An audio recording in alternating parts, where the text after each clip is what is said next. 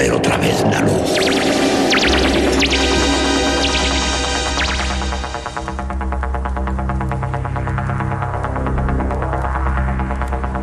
Estás entrando en el espacio en blanco.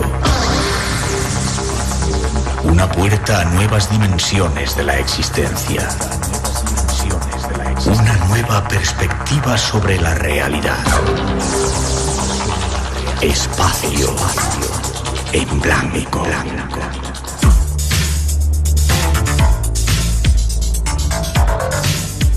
Una producción escrita y dirigida por Miguel Blanco.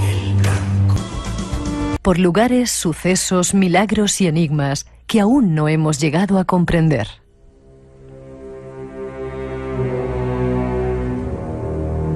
Y habrá más. Fuego en el cielo.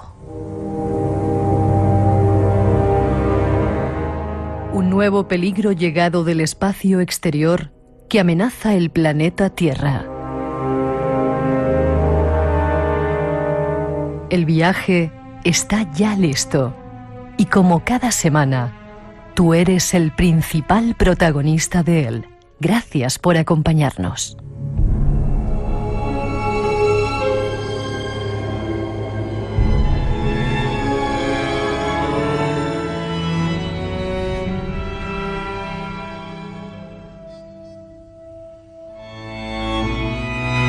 Ahí están las intenciones de esta noche y solo nos resta saludar a nuestro primer invitado, Juan Luis Yacer. Buenas noches, Juan Luis. Buenas noches, Miguel. ¿Cuánto tiempo, Bueno, pues lo estábamos hablando hace un rato, 30 años desde que nos conocemos. Ahora contamos cómo fue. Déjame que te presente. Eres escritor e investigador, has escrito 2 últimos libros, Jesús y la familia de Betania, y el anterior que se llama La Torre de Babel y la jarra de alabastro, Jesús de Betania. 30 años desde que nos conocimos, que creamos un grupo que hablábamos de estos temas, de unos cuantos conspiradores. Así es. De la nueva era. Así es. Qué increíble. Además, fuimos convocados por un gran amigo común y una persona muy querida, seguramente, y conocida por todos tus oyentes, ¿no? Por Enrique de Vicente. El director de la revista Año Cero. Exactamente. Y fruto de nuestras reuniones un tanto caóticas, porque tampoco se perseguía hacer nada serio, organizado, institucionalizado, ¿no? Era como una tormenta de ideas. Pues fruto de aquellas reuniones nació lo que en su momento tú llamaste, precisamente tú lo bautizaste como Imaginando la Paz. Una serie de reuniones o de convocatorias que reunían a un montón de gente en la Cibeles, ¿te acuerdas que lo hacíamos? Exactamente. Yo no me acuerdo de la fecha, ¿tú tienes una memoria prodigiosa para eso? Pero bueno, algunas cosas se quedan grabadas especialmente en la memoria, otras hay un proceso selectivo de limpia, ¿no? Pero esta en concreto pues nunca la olvidaré, ¿no? Fue exactamente el 23 de septiembre del año 1983 cuando hicimos lo que llamamos 24 horas de silencio por la paz, que pretendía ser una alternativa al modelo de manifestación convencional donde un grupo de personas más o menos numerosas se juntan y van andando juntas, coreando consignas, lemas, por alguna causa. La alternativa era hacer del silencio un grito elocuente, ¿no? Para reivindicar esa palabra mágica que luego cada cual puede interpretar de muchas maneras, que es la palabra paz. Es decir, las rectas relaciones entre los seres humanos y entre las naciones. Y lo hicimos en la Cibeles, alrededor de la fuente, bueno, en un rinconcito de la fuente de la Cibeles. Sí, a las 12 de la noche de ese día hicimos un anillo de amor, digamos. Ajá. Sobre las Cibeles, en torno a las Cibeles. No hubo el más mínimo conflicto, ni problema de tráfico, ni de orden público, ni nada. La meditación, o la sentada, por decirlo con una palabra clásica de la época, tuvo lugar al final del Paseo de Recoletos. Hay una explanada, allí pusimos un toldo, se dibujó en el suelo una paloma, y a lo largo de la noche se fueron incorporando velas, cada uno encendía, y 12 cojines alrededor. Luego se fueron incorporando también más, y eso estuvo abierto durante 24 horas a que cualquiera hiciera el gesto sencillo de sentarse en silencio, meditar, rezar, el que quisiera, simplemente estar allí como gesto activo de apoyo a ese ideal colectivo de la paz al que a mí me gusta llamarlo, como lo he dicho antes, ¿no?, las rectas relaciones entre las personas y las naciones. Ya. Estaba como alcalde Tierno Galván, después le sucedió Juan Barranco, que nos ayudó mucho en aquella empresa también. Sí. Qué tiempos aquellos. Bueno, cambiamos de asunto, venimos al presente, seguimos todavía tratando de luchar por ese viejo ideal que es la paz en el planeta, sobre todo últimamente que han vuelto a empezar a sonar los tambores de guerra con los coreanos, esa crisis que hay por ahí. ¿Por qué ese interés por Jesús, antes de entrar en profundo en el tema? Bueno, pues es difícil, ¿no? Hay personajes, temas que sintonizan contigo, que te resuenan, pues desde que empiezas a tener una sensibilidad mínimamente abierta, ¿no? Y la figura de Jesús, los acontecimientos que él vivió y que conocemos a través de los evangelios fundamentalmente, pues siempre han estado en el centro de mi interés, y a ese tema le he dedicado prácticamente casi en exclusiva los últimos años. Y fruto de ese trabajo, pues... Son estos dos libros, Son ¿verdad? estos dos libros. Jesús y la familia de Betania, y la Torre de Babel y la jarra de alabastro. Te comentaba que el martes estaba en Israel, en Palestina, en Jericó, en Jerusalén, en todas esas ciudades, reviviendo un poco toda la historia de ese Jesús que esta noche vamos a analizar. Y comentaba a mis compañeros, si yo creyera en la reencarnación, tú has debido de ser un esenio que estabas con Jesús por aquellas tierras. ¿No te lo han dicho nunca? No, la verdad es que me han dicho otras hipotéticas, y yo me he imaginado también alguna otra hipotética, sí, como un juego lúdico, como una experiencia lúdica más que otra cosa, ¿no? Porque este tipo de juegos no conviene tomárselo demasiado en serio. Pero bueno, no, lo de lo serio es la primera vez que me lo dicen así. Pues toma nota. 2:15, 1:15 en las Islas Canarias. De nuestro invitado nos vamos de viaje a conocer algunos secretos de ese personaje y sobre todo del origen del cristianismo, que es mucho más misterioso de lo que creemos. Juan Luis, empezamos. ¿Jesús existió? Mi convicción es que sí. Ya. Y casi diría mi experiencia personal, y con esto no quiero decir nada que se salga de lo normal. Uno tiene vivencias que te suscitan un sabor de certidumbre.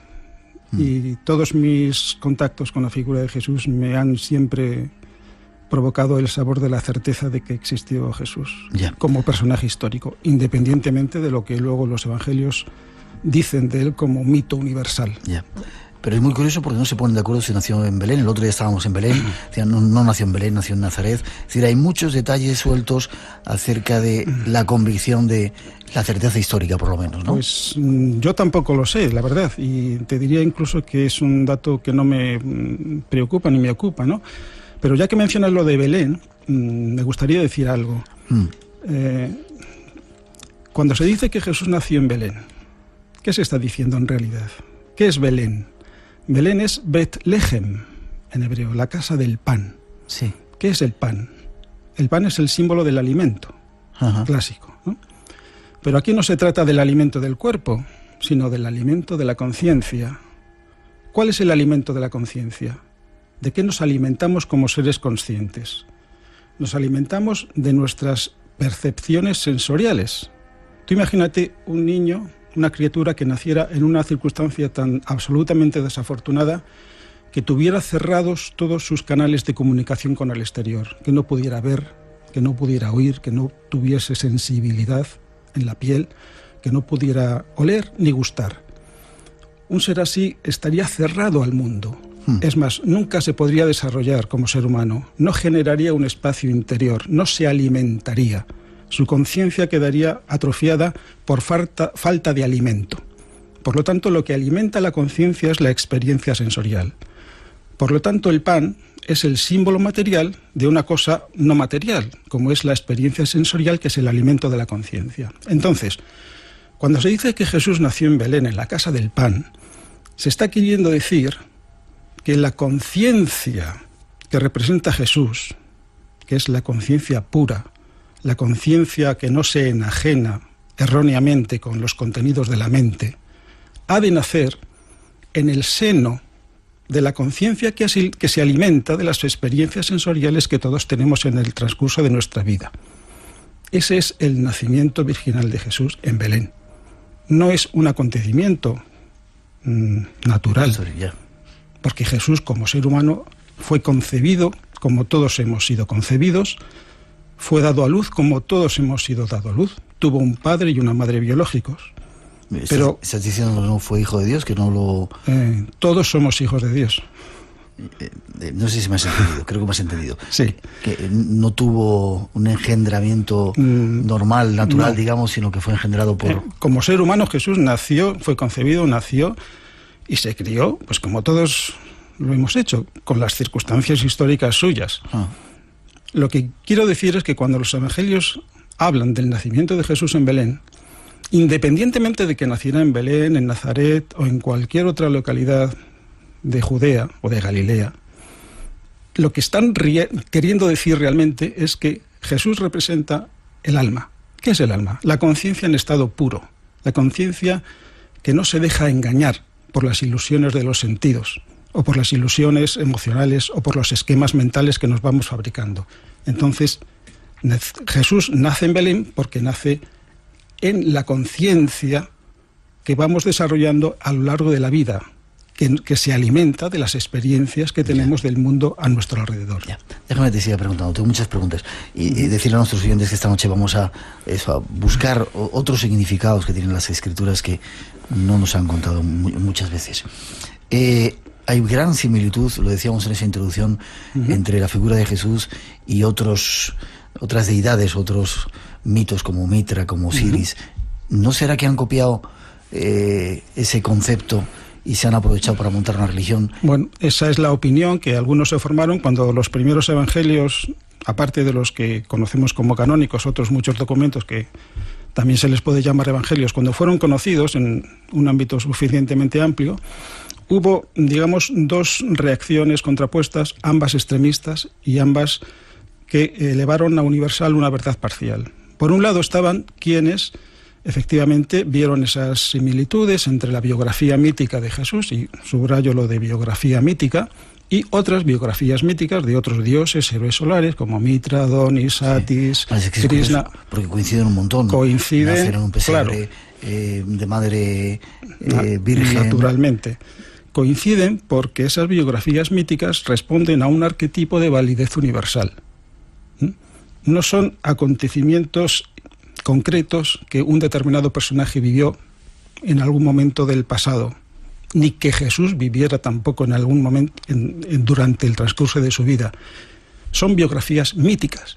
Una biografía mítica o una biografía sagrada se diferencia de una biografía en el sentido natural, en que la primera, o la biografía natural, trata de ser precisa en los hechos, donde nació, donde vivió, qué tipo de enseñanza tuvo, etcétera, etcétera.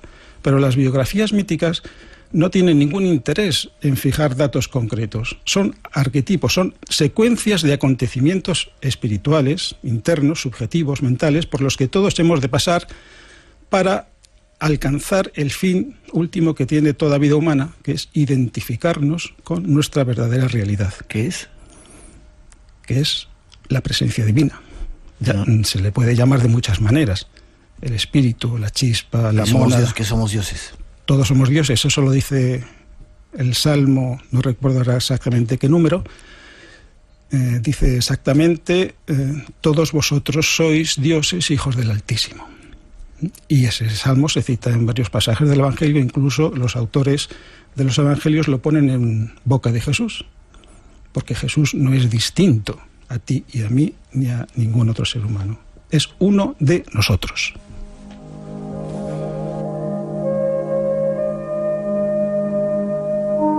También en tu libro, y mucha gente ha querido ver que en las escrituras sagradas hay reminiscencias o influencias de otras enseñanzas, por ejemplo el budismo. ¿Es así?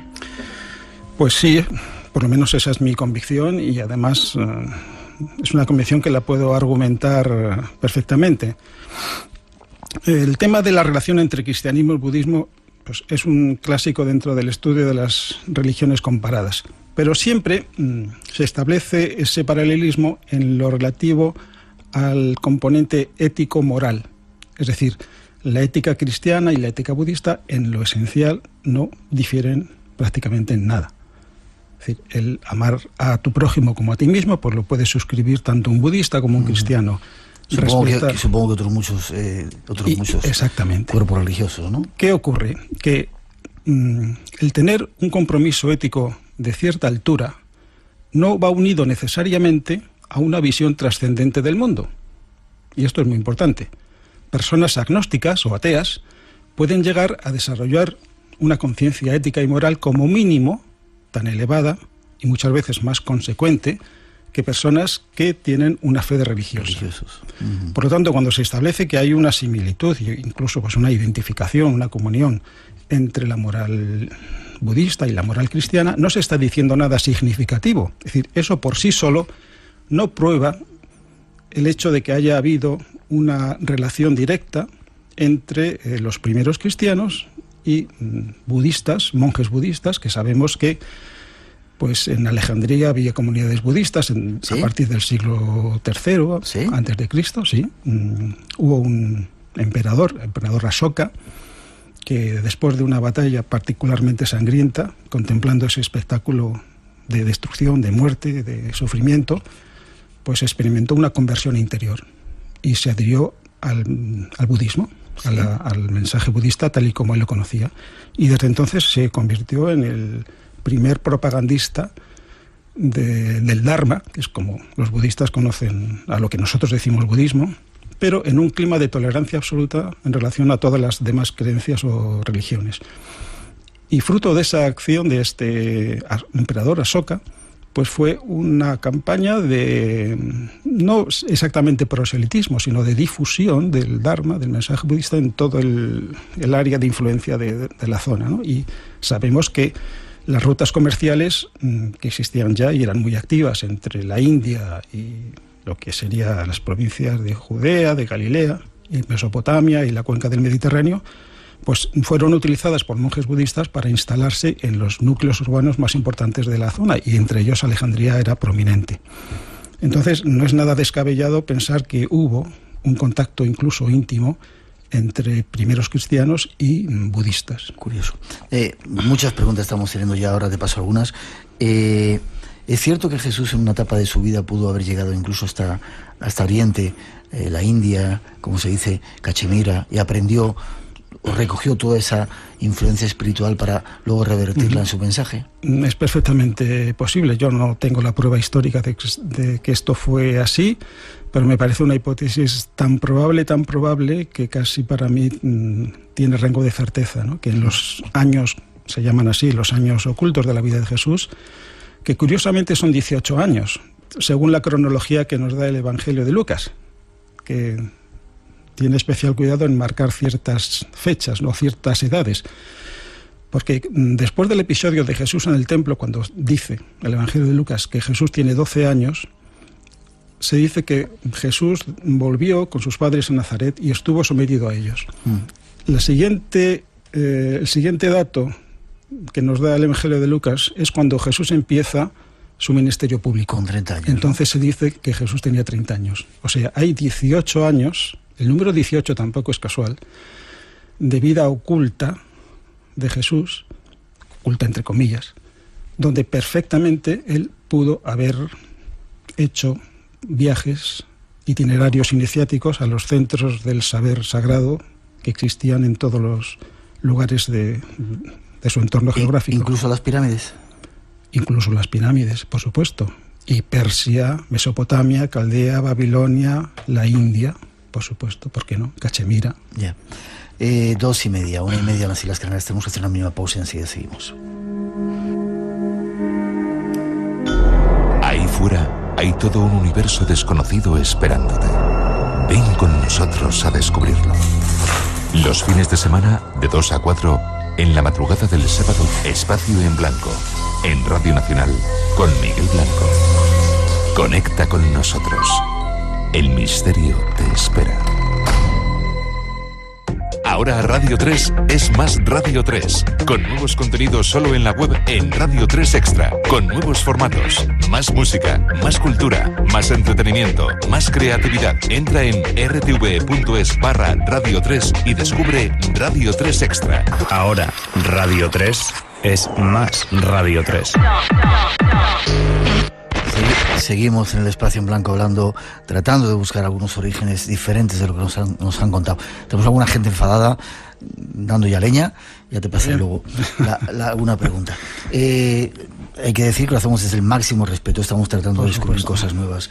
Y para nosotros, supongo que como para ti la figura de Jesucristo es un personaje culminante en la historia, ¿verdad? Central. Vale. Es culminante. Pero y quiero introducir un tema nuevo que seguramente va a ser también polémico. No solamente la figura de Jesús, sino la figura de Cristo. Eso te iba a preguntar. Yo nunca he entendido esa diferencia entre Jesucristo, Jesús y el Cristo. ¿Qué significa eso? Bueno, son nombres. Jesús es la versión española, en este caso, de un nombre propio hebreo, que es Yehoshua. A veces se le conoce en su forma contraída como Josué. Josué es el lugarteniente de Moisés, quien conquista la tierra prometida, porque Moisés saca a su pueblo de Egipto, le conduce durante los 40 míticos años de peregrinaje por el desierto, pero muere en las fronteras de la tierra prometida. En el monte Nebo, dicen ahí. Exactamente. Sí. Es un episodio muy misterioso, muy enigmático, porque el Deuteronomio, que es el último libro de los 5 que componen el Pentateuco, o la Torá, como se conoce en el mundo judío, acaba precisamente con el relato de la muerte de Moisés. Y se dice que fue el mismo Dios, Yahvé, que le dio la muerte. Y se dice algo muy misterioso, y es que nadie sabe dónde está la tumba de Moisés. ¿No? La están buscando. Te digo, te lo digo porque estuvimos en ese monte Nebo donde se dice que está la tumba y ya te digo, pueden seguir. Mira, no la van a encontrar, ¿no? Un pequeñísimo paréntesis. Tú imagínate que un hipotético estudioso de Platón dijera o anunciara a bombo y platillo: después de no sé cuántos años de arduos trabajos e investigación, he descubierto por fin la cueva donde Platón vio a los encadenados que estaban mirando a la pared, donde veían las sombras y tomaban las sombras por la realidad. Ajá. La muerte de Moisés es un episodio alegórico, mítico. E incluso el personaje de Moisés, tal y como lo conocemos en el Éxodo fundamentalmente, es un personaje mítico, lo cual no quiere decir que no hubiera detrás un personaje histórico que se llamase Moisés o Moshe. Yeah. Porque las dos realidades conviven. La realidad histórica convive perfectamente con la realidad mítica. De hecho, los evangelios nos hablan precisamente de dos personajes, el ser humano Jesús y el ser humano Cristo, que yo tengo la convicción, la experiencia incluso diría, de que son personajes reales, históricos, y al mismo tiempo son arquetipos universales. ¿Y cómo podían convivir esos dos personajes en un solo cuerpo? ¿Como si fuera una especie de posesión? ¿O? Evidentemente en un solo cuerpo no pueden convivir dos seres, dos individualidades, dos unidades de conciencia. El momento quizá más central de los evangelios, o uno de los momentos centrales, es el momento del bautismo. Si leemos las descripciones que hacen del bautismo en los evangelios, vemos que se produce un acontecimiento que es descrito como que los cielos se abren y el Espíritu desciende en forma de paloma y se posa sobre Jesús. Justo en el momento en el momento del bautismo. Ajá. ¿Qué ocurrió? Bueno, pues en la tradición hermética, esotérica, se interpreta ese acontecimiento como la asociación que se produjo en ese momento entre el ser humano Jesús, que ofreció su cuerpo para ser utilizado por otro ser humano, al que conocemos como Cristo, para que pudiera llevar a cabo la función, la razón de el destino que tenía asignado, la misión que tenía asignado durante ese tiempo. Yeah. Esa asociación que se estableció entre estos dos seres humanos acabó en el momento del prendimiento de Jesús en el huerto de Getsemaní. Cuando comienza el sufrimiento. Cuando Jesús recupera el control de su cuerpo y afronta los acontecimientos que iban a tener lugar durante la pasión. Pues párate ahí. Tras esa introducción seguimos. 2:35, 1:35 en las Islas Canarias. Multitud de preguntas que ahora te voy a ir haciendo. 9. Ya mi memoria falla. 79. Bueno, tengo que buscar en la memoria yo también. Yo también hay que buscarlo. De todas formas, gracias, Manuel, también saludos para ti. Y gracias por seguir ahí todavía, unidos a nosotros. El misterio de la muerte de Jesús. Cuéntame, ¿murió realmente en la cruz? Pues esa es una pregunta que en el caso de Jesús no es aplicable de la misma manera en que es aplicable a la muerte de cualquier ser humano como nosotros, porque la muerte es el acto más seguro, el único acto absolutamente inevitable de la vida. En la muerte de Jesús concurrieron una serie de factores que quizá puede llevar un poco de tiempo el explicarlos. Te pediría que fueras breve, si puedes. Sí. Primero, ¿qué es el cuerpo humano? El cuerpo humano es una entidad multidimensional de la cual nosotros solamente podemos ver y tocar el aspecto más denso de él, que es el cuerpo material físico. Uh-huh. Se puede hablar de un espectro del cuerpo humano. Igual que el espectro de la luz, tenemos el color violeta de más alta frecuencia y el color rojo de más baja. En el espectro del cuerpo humano, la parte correspondiente al color rojo sería el de más baja frecuencia, sería el cuerpo físico. Y en la parte más elevada está la mente. La mente es el aspecto más elevado del cuerpo humano. Entre la mente y el cuerpo físico hay otros dos cuerpos de enlace, vamos a decirlo así. Uno de ellos el cuerpo astral, cuerpo de las emociones, cuerpo de los deseos, y otro el cuerpo etérico, que conecta la vida psíquica con la vida física. Esas son lecciones de esoterismo profundo, ¿no? Eso no, yo creo que hoy en día cualquiera que esté interesado en lo que llamamos así, grosso modo, esoterismo, pues está familiarizado con esa descripción del cuerpo humano, los 4 aspectos del cuerpo humano. Me interesa el cuerpo etérico. El cuerpo etérico tiene 4 niveles de energía, 4 capas, digamos. El símbolo del cuerpo etérico es el pan. Antes hemos hablado del pan como símbolo del alimento, como simbolizando la experiencia sensorial, que es lo que alimenta la conciencia. Pero el pan también se puede utilizar como símbolo teniendo en cuenta el proceso de su elaboración. ¿Cómo se elabora el pan? Una masa, se le echa levadura, fermenta y obtenemos el pan. Entonces el cuerpo etérico es como la masa que es fermentada por la influencia que recibe, ya sea del cuerpo astral o del cuerpo mental. Es decir, la calidad de la vida psíquica de las personas determina la condición en la que se encuentra el cuerpo etérico. Por ejemplo, una malsana condición mental provoca una somatización en el cuerpo etérico que, si no se ataja debidamente, desencadena una enfermedad del cuerpo material, del cuerpo físico. En el Evangelio se pone en labios de Jesús la expresión, dirigiéndose a sus discípulos: cuidaos de la levadura de los fariseos y de los saduceos. Evidentemente nos está refiriendo a la levadura en el sentido natural, que los fariseos y los saduceos le pueden dar y pueden causar un perjuicio. No. ¿Qué es la levadura de los saduceos y de los fariseos? Con esa expresión se está diciendo la influencia negativa que la vida anímica crea en ese cuerpo que llamamos cuerpo etérico. Entonces, el pan no fermentado es el panácimo. El panácimo es una fiesta que en la religión judía se celebra empezando por la Pascua, 7 días después de la Pascua. Es el pan sin fermentar. ¿Qué es el pan sin fermentar? Es la condición en la que se encuentra el cuerpo etérico cuando ha sido liberado de la influencia negativa proveniente de los cuerpos que tienen que ver con la vida anímica de la persona, y se encuentra, por lo tanto, en disposición de ser fermentado con una nueva levadura distinta de la levadura negativa que nace de la vida, digamos, mental no iluminada. Ya. Esa nueva levadura está simbolizada en el gesto de Jesús bendiciendo el pan. En el gesto de Jesús bendiciendo el pan antes de partir el pan. Porque la clave para comprender la muerte de Jesús está en el acto de partir el pan. ¿Por qué? Precisamente por esa conexión simbólica del pan con el cuerpo etérico. Ya. Antes he dicho, el cuerpo etérico tiene 4 niveles. Los 2 superiores tienen afinidad con la conciencia y los 2 inferiores tienen afinidad con el cuerpo. Por lo tanto, entre los 2 hay una superficie de separación. ¿Cuándo se activa esa superficie de separación? Cuando la vida consciente no está atrapada en los valores materiales, mundanos, cuando vive de acuerdo a los valores del reino de los cielos. Entonces es posible que se produzca la partición del pan. El cuerpo etérico se divide en 2. Es decir, esa persona que tiene esa vida anímica pura, tiene la facultad de separarse de su cuerpo físico, dejándolo impregnado con los dos éteres inferiores, que tienen la función de mantener a ese cuerpo en un estado de vida elemental, vida básica, digamos, ¿no?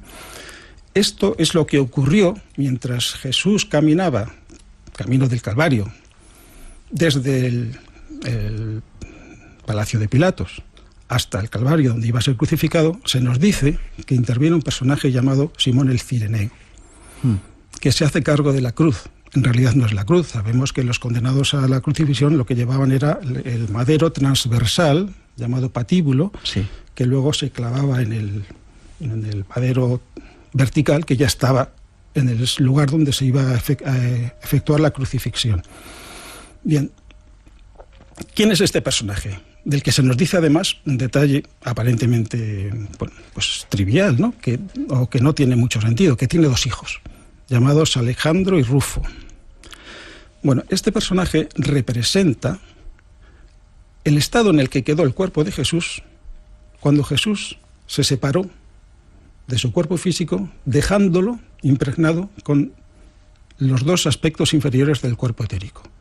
Eso es lo que representa Simón el Cireneo y sus dos hijos, Alejandro y Rufo, es el nombre a esos dos éteres inferiores. Te tengo que meter prisa porque tengo un montón de preguntas. Dice que ¿por qué recordamos a Jesús solamente en la cruz con la gran cantidad de cosas maravillosas que hizo? Pues eso, en buena medida, se debe al fracaso de los discípulos más directos de Jesús en mantener la conciencia despierta durante los acontecimientos que tuvieron lugar en el huerto de Getsemaní, donde por 3 veces Cristo, utilizando el cuerpo de Jesús, trató de elevar el nivel de conciencia de sus discípulos para que comprendieran el sentido profundo de los acontecimientos que iban a tener lugar. Los discípulos solo vieron el aspecto fenoménico. Ellos tenían el conocimiento teórico de lo que podía ocurrir, de que Jesús realmente no estaba padeciendo el daño sensorial que se estaba infligiendo a su cuerpo, porque la misión de la vida de Jesús no era sufrir, no era padecer, no era cargar los pecados del mundo para redimirnos a todos en ese concepto incompatible con el Evangelio, que es la expiación vicaria. La misión de Jesús era otra y la misión de Cristo era otra. Entonces, lo que ha perdurado a lo largo de la historia es la imagen de un hombre sangriento y crucificado en vez de la imagen de un hombre vencedor de la muerte, porque Jesús venció a la muerte. Otra pregunta dice que si has estudiado el Corán, porque hay muchas coincidencias entre lo que cuentas de la vida de Jesús y ciertos pasajes del Corán. Muy breve, porque nos vamos enseguida. Evidentemente las coincidencias son inevitables porque el Corán, es decir, el libro sagrado del Islam, pues en ningún momento contradice las premisas fundamentales de la espiritualidad cristiana ni de la espiritualidad judía, porque en realidad todas las corrientes de espiritualidad son como los colores, todas nacen de la luz.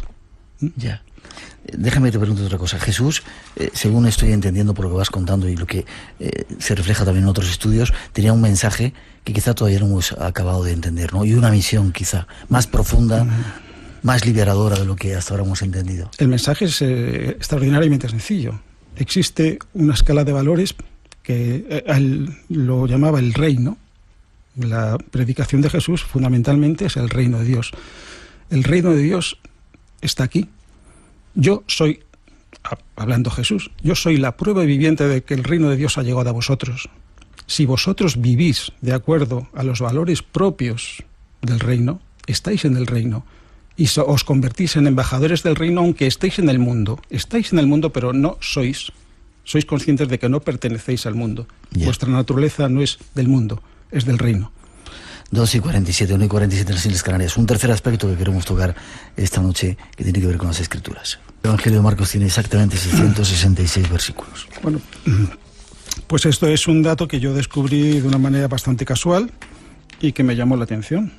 Yo hasta entonces no tenía ninguna idea de cuántos versículos tenía el Evangelio de Marcos, pero de una manera, repito, casual, pues me enteré de que tenía exactamente 666. El número de la bestia, versículos. El número asociado a la bestia, que es un número bastante mal comprendido y mal interpretado. Entonces, lo primero que hice fue ir a ver el último versículo del Evangelio de Marcos, no del final llamado largo, sino del primer final, que es capítulo 16, versículo 8, donde se dice lo siguiente. Está hablando de las 3 mujeres que fueron al sepulcro de Jesús, y dice, y saliendo, huyeron del monumento, pues se había apoderado de ellas temblor y estupor, y a nadie dijeron nada porque tenían miedo. ¿Qué es lo que no dijeron?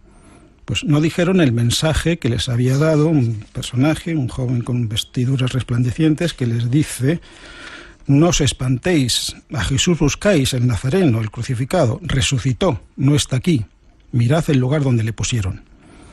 Pero id, decid a sus discípulos y a Pedro que va antes que vosotros a Galilea. Bueno, entonces las mujeres, ante este mensaje, ante esta presencia de lo sobrenatural, entraron en una situación de pánico. ¿Ese personaje era alguien sobrenatural, un ángel que apareció? Pues ya cada cual que le ponga los nombres y apellidos que quiera. ¿Un extraterrestre quizá? No. Vale. Ahí ya... Vale, una entidad espiritual. Bueno, un mensajero. El ángel, la palabra ángel es mensajero, ¿no? Vale. Un mensaje del plano espiritual, del mundo espiritual. Entonces, estas mujeres fueron incapaces de transmitir ese mensaje del mundo espiritual. De alguna manera, su mundo era incapaz de asimilarlo y transmitirlo. Entonces, ¿eso qué tiene que ver con el número 666? Bueno, pues tiene que ver bastante. Porque ¿qué significa en realidad 666? Tiene mucho que ver con lo que antes hablábamos. El alimento de la conciencia y la experiencia sensorial. Todos tenemos 6 sentidos, 5 externos y 1 interno. Los 5 externos, los clásicos, la vista, el oído, el tacto, el gusto y el olfato, más el 6º sentido interno, que es la mente. Gracias a que poseemos el 6º sentido interno, la mente, somos conscientes de lo que ocurre en el espacio íntimo y subjetivo al que solamente nosotros tenemos acceso. Es decir, somos conscientes de nuestros pensamientos y de nuestros sentimientos. Gracias a los 5 sentidos externos conectados con el cerebro, que a su vez se conecta con la mente, somos conscientes de lo que pasa en nuestro entorno. Como la personalidad humana tiene 3 niveles, el nivel físico, el nivel emocional y el nivel mental, esa estructura sextuple sensorial humana se da en esos 3 niveles. Por lo tanto, el 666, ¿qué representa? El conjunto total de la experiencia sensorial que tiene cualquier ser humano, pero restringido al mundo de los pensamientos, al mundo de las emociones y al mundo de la experiencia física. Entonces, quien vive atrapado en la prisión de los sentidos es incapaz de asimilar comprensivamente cualquier mensaje que provenga de planos a los cuales no tenemos acceso con esos 6 sentidos, porque necesitamos un 7º sentido, un sentido, digamos, espiritual. Déjame, que estamos a punto de terminar, y te voy a tener que emplazar para venir otras veces. Lo que tú has descubierto con todo ese trabajo y con todas esas investigaciones, que los versículos de los evangelios tienen que ver con palabras hebreas y con palabras griegas, efectivamente, y que te ayudan a comprenderlo. Bien, una vez que yo descubrí esto, pues me llamó tanto la atención, me suscitó tantas líneas de investigación que empecé, pues eso, a investigar, ¿no? Y para mi gran sorpresa, pues empecé a descubrir que había unas correspondencias que eran absolutamente inexplicables con los modelos admitidos de cómo se elaboraron los evangelios, correspondencias absolutamente inexplicables entre valores numéricos asociados a palabras hebreas o griegas, porque tanto el alfabeto hebreo como el griego tiene una equivalencia numérica, y el número de orden correspondiente de un determinado versículo, y no solamente eso, sino el número formado por el capítulo, el número del capítulo más el número del versículo dentro de ese capítulo. Y si quieres doy algunos ejemplos. Uno por lo menos, sí. Bueno, por ejemplo, uno muy llamativo. La expresión hebrea galal et haeben significa hacer rodar la piedra. Galal, hacer rodar. De ahí viene Galilea. Galilea es el equivalente en el mundo judío de lo que en el mundo indo-budista es el samsara. Es la rueda, la rotación de las vidas sucesivas. Bien. Entonces, galal et haeben, hacer rodar la piedra, eben es piedra, pues se puede calcular su valor numérico, que resulta ser 522. Si vamos al Evangelio de Juan, justamente el versículo que hace ese número de orden. Para hacer estas investigaciones yo me tuve que construir lo que llamo una tabla buscadora de versículos, que están en los 2 libros, están al final, que es de muy fácil manejo. Bueno, pues el versículo cuyo número de orden en el Evangelio de Juan es 522 se corresponde con el versículo 43 del capítulo 11. ¿Y qué dice ese versículo? Pues nos presenta la escena en la que Jesús está frente al sepulcro de Lázaro y le dice: Lázaro, sal fuera. Sal fuera. ¿Y qué relación tiene eso con la piedra que...? Hacer rodar la piedra. Ya. Hacer rodar la piedra.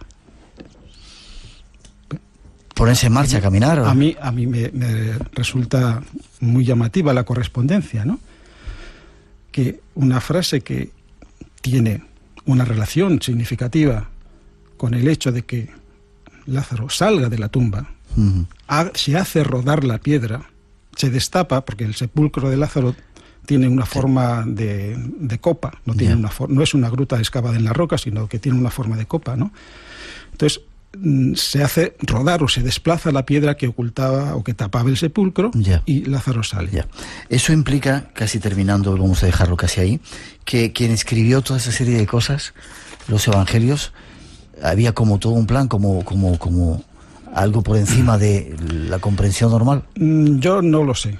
No tengo la solución al enigma que me plantean los versículos, la pauta numérica de versículos y capítulos, no lo sé, pero lo único que puedo decir es que en la composición de los evangelios intervino una inteligencia de una capacidad y de una visión global absolutamente extraordinaria. Ya. Es como un superprograma de ordenador capaz de hacer cosas y de organizar elementos de manera significativa que las limitadas mentes humanas serían incapaces de hacer. Que aún no hemos comprendido en su profundidad, ¿no? Sí, que aún no sabemos, yo por lo menos desconozco cómo se pudo componer un texto, no solamente uno, 4, estamos hablando de los 4 evangelios canónicos, con ese nivel de filigrana, de ajuste tan extraordinario que permite decenas y decenas y decenas de correspondencias significativas de las que te he dado un ejemplo. Si me permites, si hay tiempo, te voy a dar un segundo ejemplo. Rápido. Mira, si no, aguantamos hasta la segunda. Juan 21:12. Hay una pregunta que plantean los discípulos, que la piensan, que no se la llegan a formular, que dice: ¿tú quién eres? ¿Tú quién eres? En griego es su tis ei. El valor numérico de esta expresión es 1125. Bien. Entonces, si vamos al capítulo 11, versículo 25 de Juan, encontramos: yo soy la resurrección y la vida. Sí. ¿No? A mí esto me sorprende. Qué curioso, ¿no? A mí esto me sorprende. Que la pregunta ¿tú quién eres?, que tiene asociado por la estructura del alfabeto griego, ¿no? Esto no es una especulación, no es una fantasía, esto es así. Tiene asociado esa frase ¿tú quién eres? Su tisei. Un número, 1125. Y luego formas la cita evangélica, capítulo 11, versículo 25, y encuentras, está hablando también del episodio de Lázaro, ¿no? Es lo que le contesta Jesús a Marta, cuando, en esa pregunta Jesús responde: yo soy la resurrección y la vida. Es decir, está la respuesta a la pregunta, pero el nexo de unión entre la pregunta y la respuesta es algo tan aparentemente arbitrario, tan sin sentido dentro de esta relación de significados, como es el valor numérico de una expresión. Qué curioso, ¿no? Esto es un enigma para mí, por ahora, no resuelto.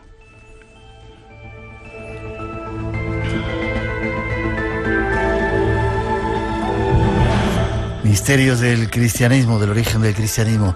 Tenemos que hacer una mínima pausa. En la segunda hora, en los primeros minutos, despedimos a nuestro primer invitado y hay muchos más temas esperando. Fuego del cielo, algo que tiene que ver con una tremenda actualidad que hemos vivido hace unos cuantos días, que a lo mejor se vuelve a repetir y habrá que estar preparado. 900-137-137 es nuestro teléfono por si queréis intervenir. Después profecías, David Martín, nuestro compañero, viene a contarnos algunas nuevas cosas y mucho más en este Espacio en Blanco de hoy. Nos vayáis, tenemos todavía mucho que contaros. espacioenblanco@rtve.es es nuestro email por si queréis también comunicar con nosotros a través de ese método. Enseguida regresamos.